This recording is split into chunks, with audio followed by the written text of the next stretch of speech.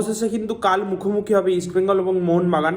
Kolkata derby মানে তার উত্তেজনা সম্পর্কে আলাদা করে বলার কিছুই নেই।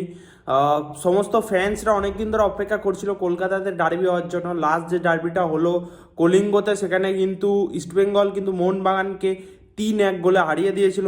মোহনবাগান সমর্থকরা কিন্তু মুখিয়ে রয়েছে একটা কামব্যাকের। দেখো, মোহনবাগানে কিন্তু লাস্ট যে আইএসএল 3টে ম্যাচ, সেই 3টে ম্যাচ কিন্তু তারা হেরেছে। তো মানে মোহনবাগানের কিন্তু এই ক্ষেত্রে কিন্তু বলবো এই ডার্বিতে কিন্তু পাল্লা ভারী থাকবে ইস্টবেঙ্গলের মোহনবাগানের তুলনায়, আমার যা মনে হয়। তবু কিন্তু আমার মনে হয় মোহনবাগান কিন্তু কালকে ফাইট ব্যাক করবে, কারণ ডার্বিতে কিন্তু আগের পরিসংখ্যান থেকে হয় না, প্রতিটা ডার্বি 50-50।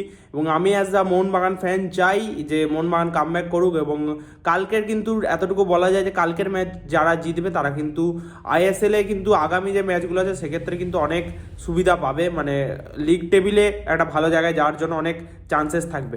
জয় মোহনবাগান।